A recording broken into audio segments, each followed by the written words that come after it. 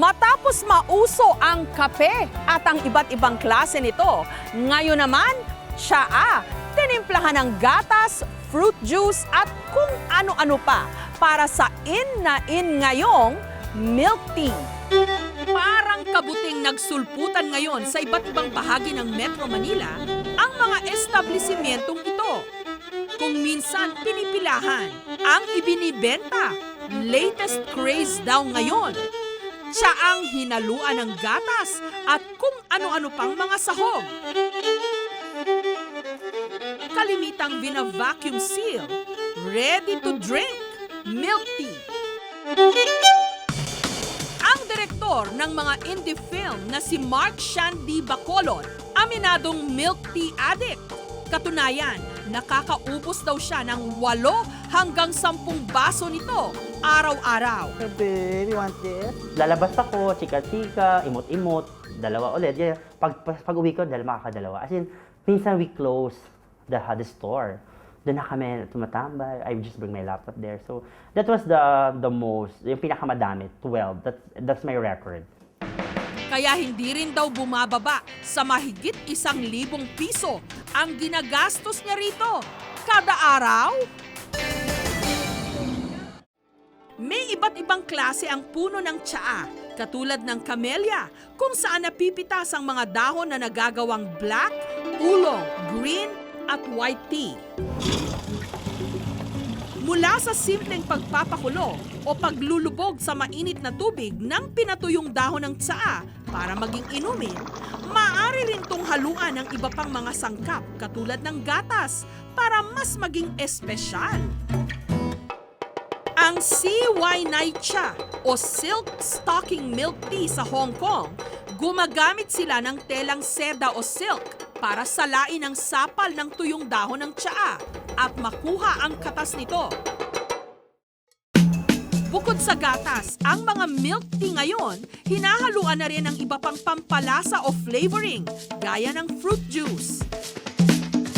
Sinasahugan din ito ng tapioca o mas kilala natin bilang pearl o sago, yogurt, at kahit pa pudding. Dahil patok na patok ang milk tea ngayon, marami na rin ang pumapasok sa negosyong ito. Katulad ng hardcore superstar na si Chris Chiu, may isang milk tea store sa Mandaluyong. Malaking potensyal daw kasi ang nasilip nila ng kanyang mga business partner sa inuming ito.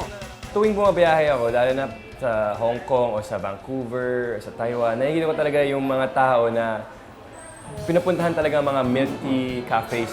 Talagang nagpo-flock sila at doon sila, nag-hangout kasama mga barkada, kasama pamilya. Kahit gabi na, yung iba gumigimik sa clubs, yung iba nandun lang umiinom ng milk tea. Nung una, nahirapan pa raw silang makipag-usap sa mga Chinong may-ari ng isa sa pinakasikat na milk tea store sa Hong Kong. Pero makalipas lang ang 6 na buwang negosasyon, naitayo na nila ang kanilang unang branch sa Pilipinas. Isa raw sa kanilang best seller, ang Cookies and Cream Milk Tea. Gawa tayo ng milk tea. Cream mo na lagyan natin. Una munang pinaghalo ni Chris ang cookies at cream. Yan lang. So, nagawa na natin ang ating cream. Ngayon, sasali na lang natin ang aming specially formulated milk tea base na talaga hinahanap-hanap ng mga customers. Okay. Yan, nice and cold. Okay, ayan, that's it. Ready to go. Sarap! Bukod sa cookies and cream, matitikman din dito ang milk tea pearl at cocoa with rock salt and cheese. Tama-tama lang yung sweetness niya tsaka yung lasang-lasa yung tea. Ang mga milk tea store, para na rin daw ngayong mga fast food chain na nagkakaroon ng iba't ibang branches. Si Adrian, sa kagustuhang maipatikim sa kanyang mga kababayan ang sarap ng mga milk tea na natikman niya noon sa Taiwan, nagtayo siya rito ng milk tea store sa puhunang 3 milyong piso. Matagal na panahon na nilayuan natin yung tea. Pag sinabi mong tsaa, takot ka. Parang ang isip ay sambong or parang guava, 'di ba? Yung parang pangit yung lasa. Iniinom mo kapag may sakit ka. So we want to deviate dun sa ganong klaseng pag-iisip na ang tsaa, may milk tea, masarap yung milk tea, masarap yung tsaa. Makalipas lang ang mahigit isang taon, nagkaroon siya ng 3 branches at nakapagpa-franchise ng 15 outlets sa halagang 1.5 million pesos kada isa. Lalagay muna natin yung onting black tea. Para mas tumugma raw sa panlasa ng mga Pilipino ang kanilang milk tea, mas tinamisan daw nila ito sa pamagitan ng iba't ibang flavoring syrup. Isa sa pinakasikat, ang winter melon milk tea na pinaghalong black tea, powdered milk at red pearl o sago. 1 winter melon milk tea for Denise.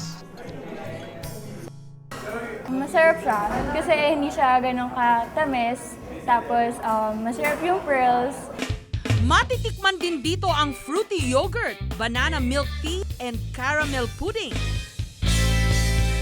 Pero paalala ng mga eksperto, maghinay-hinay rin daw sa pag-inom ng tsaa. Ang isa kasi sa effect ng pag-drink ng tea, it's a diuretic. So, big sabihin ng diuretic, iihi ka ng iihi. So, may tendency tayong mag-lose ng mas maraming water. Kaya nga dapat i-compensate natin by drinking 8 glasses of water per day. Ang milk tea sa Chinese tea house na ito sa Binondo, hindi raw nakikiuso dahil bago pa man daw nagka-milk tea craze ngayon, dinarayo na sila ng mga tao. Dahil na rin sa tradisyonal nilang paggawa nito. Kahit 18 anyos pa lang si Kimberly, kabisado na raw niya ang century-old style ng paggawa ng milk tea na ipinamana pa raw sa kanya ng kanyang tiyuhin na isang dating chef sa Hong Kong. Stockings ang tawag dito. Ito yung ginagamit sa China at sa Hong Kong para gumawa ng traditional milk tea. Ayan. Kung mapapansin nyo rin, medyo matagal-tagal na kasi nung nagsimula yung business namin, ito na talaga yung ginagamit. Unang inilagay ang pinatuyong dahon ng tsaa na pinulbos sa silk stocking o salaan na korteng maiksing medyas. At 3 hanggang 5 beses itong bubuhusan ng bagong kulong tubig. Yan. So after natin siya buhusan ng boiling water, kailangan na natin siyang pakuluin yung buong container kasama yung stocking. Yan. After natin siya pakuluan for about mga 5 to 10 minutes, isasalin-salin na natin siya para makuha talaga yung lasa. I-extract yung katas, di ba?